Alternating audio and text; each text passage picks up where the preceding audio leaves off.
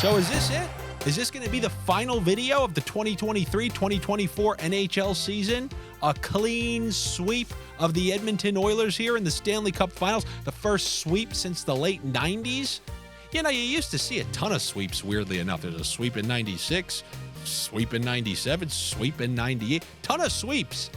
Not so much anymore, even when the Montreal Canadiens, the scam of all scams. I know I've called some of these other teams scam. I know I called the Canucks a scam. I know I called the Rangers a semi-scam. I know I've called the Oilers a scam.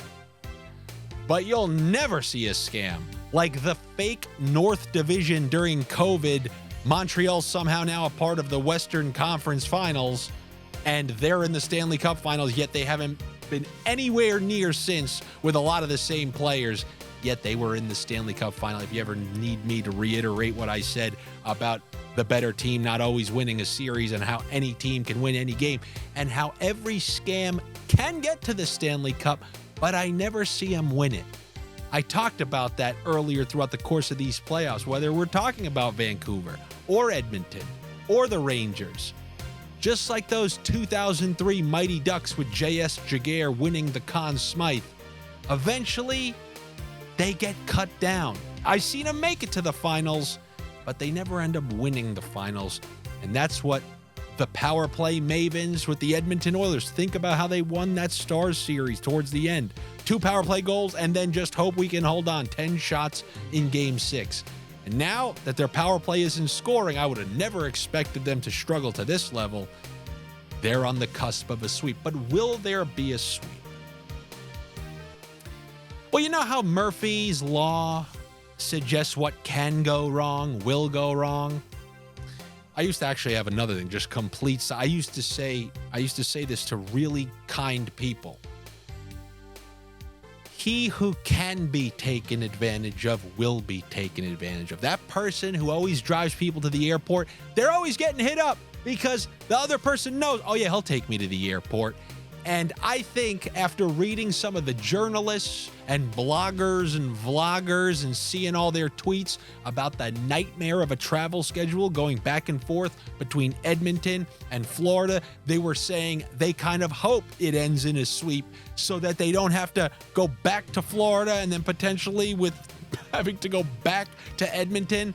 I know just by virtue of them getting screwed, this is going to 5. This series is going to 5, just like that Montreal series. And go watch that Nikita Kucherov post-game speech after they won the Stanley Cup. It is one of the best interviews you'll ever see. Kucherov, who's usually very subdued during interviews, he kind of gives quick, nonchalant answers, doesn't really enjoy talking. He's just sitting there shirtless with a backwards hat, drinking beers.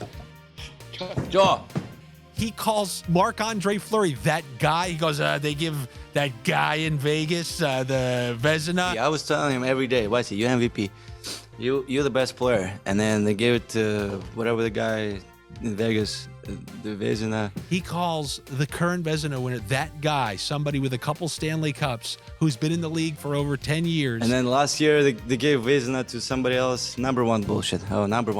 And then he just insults Montreal's fan base, goes... The fans in Montreal, come on.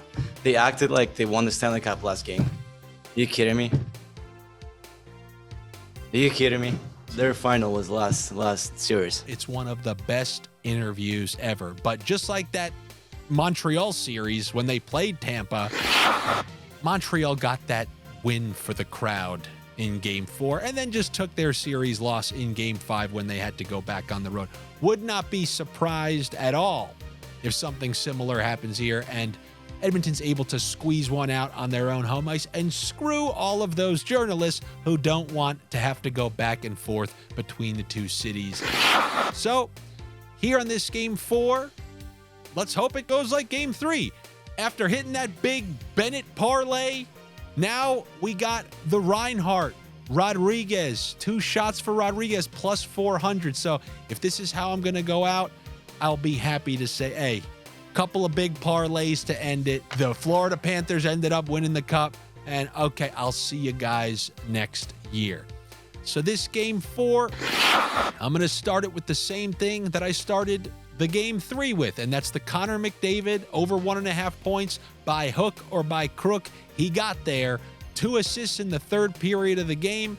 If they're going to win, he obviously is going to have to be involved once again. He has 3 points in the last 2 games. And I will say this, one of the most fascinating bets right now is the series points leader, because you're looking at Barkov, who I suggested everybody take before the series, plus 1,400, and Rodriguez are tied with 4 points. Then sitting behind them with 3 points is McDavid, Reinhart, and Anton Lundell. Those are the people vying for it. And of those guys, see, you got to think, if the series is prolonged a game, you got to assume that McDavid has now taken the lead. And then if it goes to game 5 and Florida wins, what kind of win's that going to be? And can McDavid get more points, or Florida's just going to wax them and then people can really start pulling away from McDavid? I still think the best value in this bet lies with McDavid. I've seen the price vary on the sites, but if you can get Connor McDavid plus 230, series on the line, I think, they are favored in this game. I think he's going over 1.5 points. And remember, even if Barkov gets a point and the Panthers win and they tie, you still are a winner. Your payout just gets reduced by the amount of winners there are. So if he ends up with 5 points, Barkov ends with 5 points, then your payout would be plus 115 and not plus 230. You've seen McDavid play all playoffs, all year, all career. Any game, he can go off for 4. They scored 3 on Bobrovsky last game, which was another sniff that I was happy about. They go 3 or 4 on him this game, and you could be looking at McDavid being a heavy favorite, because the second he takes a lead, he's going to be like minus 200 to lead the series in points. And you still have one last chance to take him in the plus 200 range. I do think that is a good bet, along with the over 1.5 points in this game 4.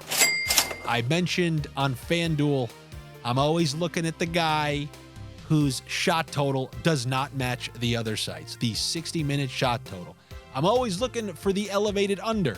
Tkachuk went under his 3.5 last game.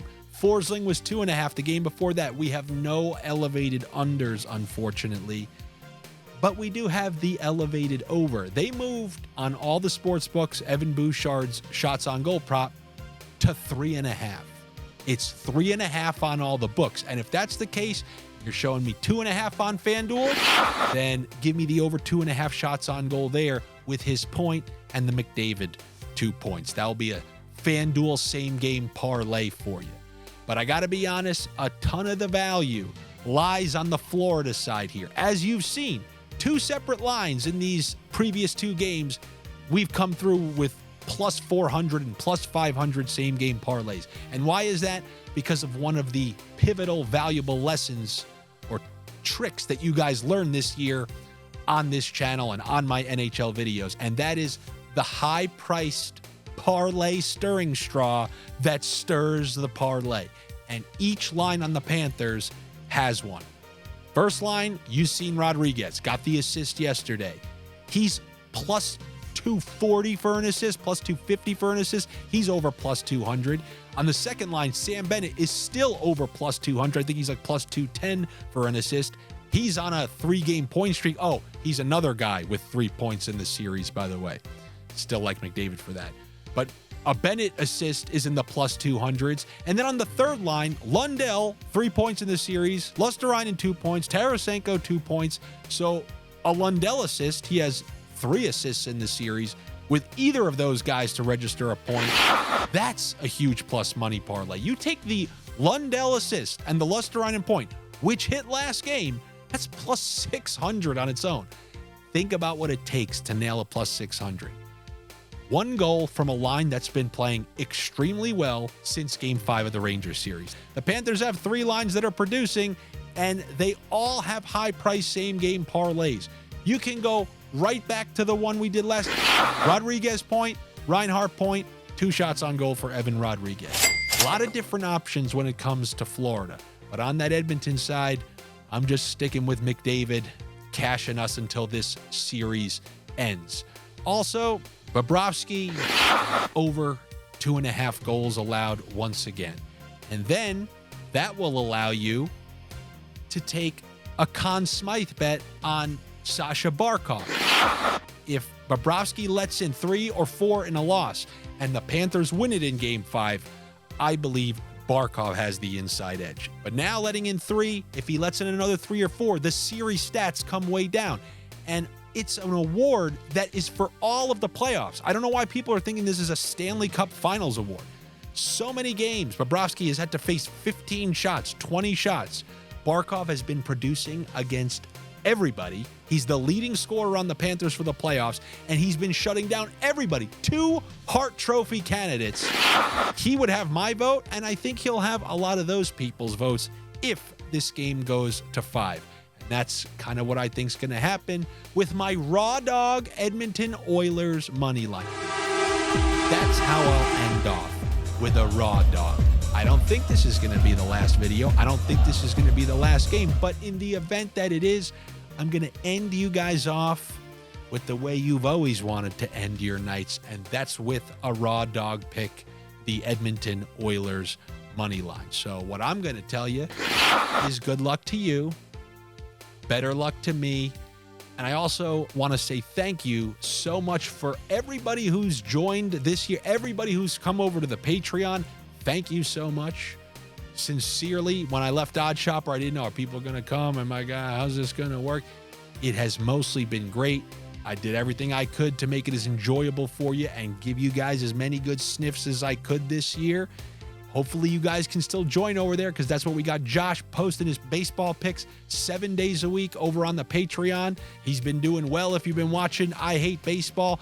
And also, you can have the opportunity, you can take those picks, because a couple that I didn't mention, the Darnell Nurse under half of a point, the Adam Henrique under 1.5 shots, all the Bet Rivers bets that are just, the prices are too insane.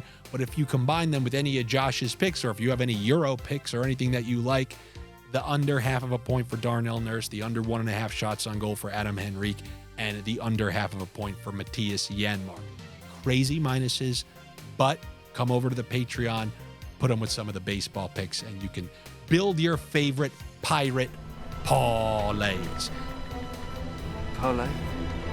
And then before I leave for Italy, after I Hate Baseball on Monday, so definitely check that out. If there is no Game 5, check out I Hate Baseball on Monday. I'm going to film that and then head directly to Italy.